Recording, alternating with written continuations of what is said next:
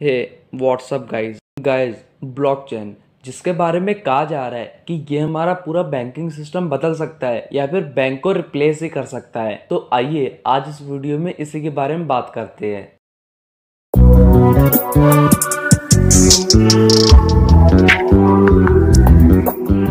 Guys हमें blockchain को समझने के लिए सबसे पहले डाटाबेस को समझना पड़ेगा। ये डाटाबेस क्या है? हम बचपन से पढ़ते आ रहे हैं कि वो कंप्यूटर में जब इलेक्ट्रॉनिकली कोई डाटा स्टोर किया जाता है तो उसे कहा जाता है डाटाबेस।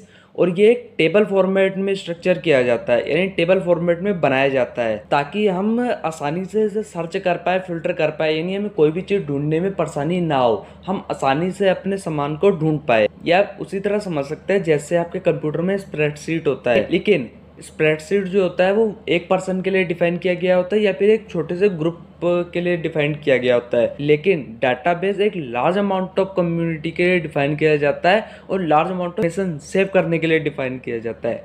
यानी उसमें एक ही टाइम पे numbers of users can use it, यानी लाखों करोड़ों यूजर्स एक ही बार में उस डाटाबेस को यूज कर सकते हैं। इस बड़े डाटाबेस को सेव करने के लिए हमें लार्ज कंप्यूटर लगते हैं, बहुत ही पावरफुल कंप्यूटर लगते हैं, क्योंकि इसमें हमें बहुत सारा डाटा सेव करना पड़ता है। और अब अगर डाटाबेस को ब्लॉकचेन की तरह देखा जाए तो इन दोनों में सिर्फ एक ही डिफरेंस है, वो है इनका स्टोरेज स्ट्रक्चर।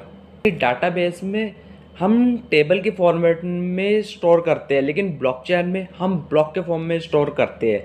यानी कोई भी जो इन्फॉर्मेशन होएगी वो हम ब्लॉक में स्टोर करेंगे और उस ब्लॉक को डिफाइन करने के लिए 3 पॉइंट्स होते हैं। यानी पहला जो ब्लॉक का पॉइंट होता है वो होता है उसमें जितना डाटा सेव हो सकता है, यानी किसी भी ब्लॉक में एक fix limit of data he save हो सकता है। और दूसरा होता है उसका हैश, यानी हैश उसकी आइडेंटिटी होता है। वो हैश आपको न्यूमेरिक और अल्फ़ाबेटिक ऑर्डर को मिला के बनता है, यानी कुछ अल्फ़ाबेटिक ऑर्डर्स और कुछ न्यूमेरिक नंबर्स, उन दोनों को मिला के आपका एक हैश तैयार होता है जो उसकी आइडेंटिटी डिफाइन करता है, जिसकी वजह से हमें पता लग पाता है ये इन्फॉर्मेशन इस ब्लॉक में सेव हुई है। और उस ब्लॉक में तीसरे नंबर की चीज़ होती है प्रीवियस हैश, यानी वो ब्लॉक अपने से पहले वाले ब्लॉक की भी इंफॉर्मेशन का एक हैश अपने में सेव करके रखता है ताकि वो एक चेन के रूप में बन पाए। और जब वो ब्लॉक में इंफॉर्मेशन सेव हो जाती है तो वो दोबारा जाके चेन में जुड़ जाता है, यानी पहले वाले ब्लॉक से जुड़ जाता है और एक लॉन्ग चेन बना लेते हैं वो लोग, और इसी फॉर्मिंग ऑफ चेन को ब्लॉकचेन कहते हैं। और अगर हम जानना चाहते हैं कि ब्लॉकचेन वर्क कैसे करता है, यानी हमें ये तो समझ आ गया ब्लॉकचेन है क्या, लेकिन वो काम करता कैसे है, तो उसके लिए हम बिटकॉइन की मदद ले सकते हैं। क्योंकि ब्लॉकचेन की स्टार्टिंग में स्टॉर्टेड हार्बर और डब्ल्यू स्कॉट स्टोरनेटा, इन दोनों ने 1991 में ब्लॉकचेन को इन्वेंट कर दिया था। लेकिन ब्लॉकचेन का रियल प्रैक्टिकल यूज हमने बिटकॉइन के आने के बाद ही देखा। तो समझते हैं कि ब्लॉकचेन और बिटकॉइन कैसे रिलेटेड है। अगर आप कोई बिटकॉइन लेते हैं, यानी बिटकॉइन एक ऑनलाइन ट्रांजैक्शन है, यानी ऑनलाइन करेंसी है। यानी जैसे हमारे पास नोट होते हैं वैसे हमारे पास अपने मोबाइल, कंप्यूटर, किसी भी इंटरनेट में हमारे पास एक बिटकॉइंस होएगा, यानी ऑनलाइन करेंसी होएगी, जिन्हें हम कोई भी चीज़ परचेज करने के लिए यूज़ कर सकते हैं। और इसको बिटकॉइन की ट्रांजैक्शन को, यानी कोई भी ट्रांजैक्शन जो इसमें होएगी उन्हें सेव करने के लिए एक ब्लॉकचेन का स्पेसिफिक टाइप ऑफ डाटाबेस लगता है। क्योंकि जो बिटकॉइन है इसे कंप्यूटरों को मिलाया हुआ है, यानी ग्रुप्स ऑफ कंप्यूटर इस ब्लॉकचेन में इस बिटकॉइन को होल्ड करते हैं। खाली एक ही जगह पे नहीं होते, पूरी दुनिया में वास्ट फैले होते हैं। और ये कंप्यूटर जो बिटकॉइन को सेव करके रखते हैं वो उन्हें नोड्स कहा जाता है। और ये जो बिटकॉइन ब्लॉकचेन है ये हमें डिसेंट्रलाइज अथॉरिटी देती है, यानी पूरा हक हमें देती है, यानी बिल्कुल भी प्राइवेट या भी सेंट्रलाइज नहीं होती। यानी हमें किसी भी आरबीआई जैसी अथॉरिटी पे भरोसा नहीं करना पड़ेगा कि ये जो नोट उन्होंने हमें दिया हुआ है इसकी कीमत 500 रुपये ही है। और ये जो डाटाबेस है ये बिल्कुल भी प्राइवेट नहीं है, यानी इसको पूरी पब्लिकली होल्ड किया जा सकता है, यानी हम पूरी पब्लिकली देख सकते हैं क्या चीज़ हुई है इस ब्लॉकचेन में, यानी इस डाटाबेस में। लेकिन अगर इसकी प्राइवेसी की बात की जाए, अब अगर हमें ये डाटाबेस जो है ये हर जना देख सकता है, हर जना समझ सकता है, तो फिर इसकी प्राइवेसी का कहा गया, यानी प्राइवेसी तो कोई हुई नहीं। लेकिन नहीं, इसमें हम प्राइवेट और पब्लिक कीज़ लगा सकते हैं। जैसे हमारा एक जीमेल होता है, हम उसमें अपनी आईडी डिफाइन करके रखते हैं। जब हम पासवर्ड और अपना यूज़र नेम डालते हैं तभी हमारी आईडी लॉगिन होती है।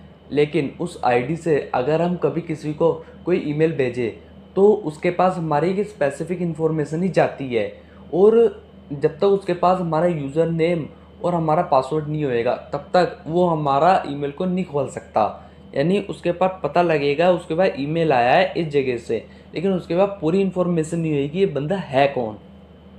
और इसी तरह पब्लिक और प्राइवेट की मदद से हम इसे प्राइवेट कर सकते हैं।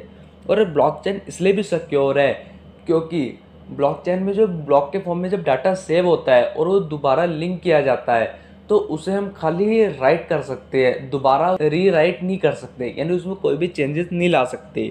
इसीलिए जब बिटकॉइन कोई भी एक दूसरे से ट्रांजैक्शन की जाएगी यानी बिटकॉइन एक्सचेंज किए जाएंगे तो उस टाइम में घबराने की कोई ज़रूरत नहीं है कि कोई हमारा पैसा ना चुरा ले, क्योंकि जब सारा काम कंप्यूटर ऑनलाइन होएगा तो हमें हैकर्स का डर रह सकता है। लेकिन नहीं, इस चीज़ में हम हैकर से सेव कर सकते हैं, क्योंकि इसमें जब डाटा सेव किया जाता है तो बहुत ज़्यादा नीचे चले जाता है, ब्लॉकचेन की हाइट ऊपर चले जाती है। और जैसा मैंने पहले बताया था इसमें एक अपना हैश होता है और एक प्रीवियस हैश होता है।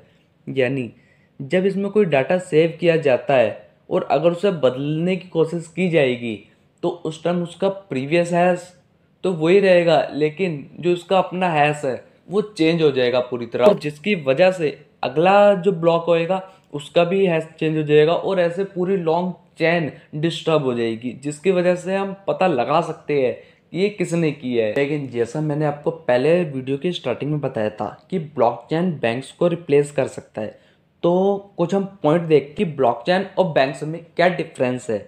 यानी अगर हम उसके खुलने के टाइम की बात की जाए तो बैंक आपका खाली 9 बजे से सुबह शाम को 5 बजे तक ही खुलता है, लेकिन ब्लॉकचेन वो आप पूरे टाइम यूज़ करता है, यानी 24/7, यानी कोई भी दिन छुट्टी नहीं, कोई भी दिन लीव नहीं, कुछ नहीं, आप पूरे टाइम उसे यूज़ कर सकते हैं। बैंक्स में आपका ट्रांजैक्शन स्पीड जो होती है वो भी थोड़ी स्लो होती है, लेकिन ब्लॉकचेन में कोई भी ट्रांजैक्शन आपकी 15 मिनट्स में सेव हो जाएगी और 15 मिनट्स में ही कंप्लीट हो जाएगी। और बैंक्स में आपका इतना पेपर वर्क होता है, इतना एम्प्लॉयज़ रखने पड़ते हैं, लेकिन ब्लॉकचेन में नहीं, ब्लॉकचेन में कोई पेपर वर्क नहीं होएगा।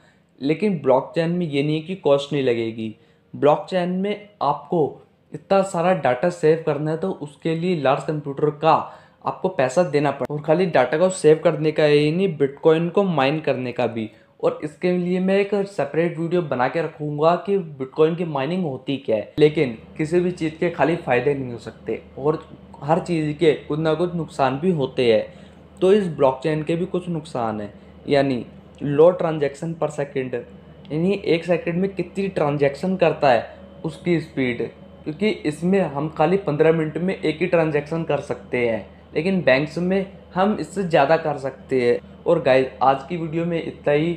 अगर आपको वीडियो पसंद आई है तो वीडियो को लाइक कर दीजिए, चैनल को सब्सक्राइब कर दीजिए और हमारे साथ बने रहिए। तो मिलते हैं अगली टेक वीडियो में।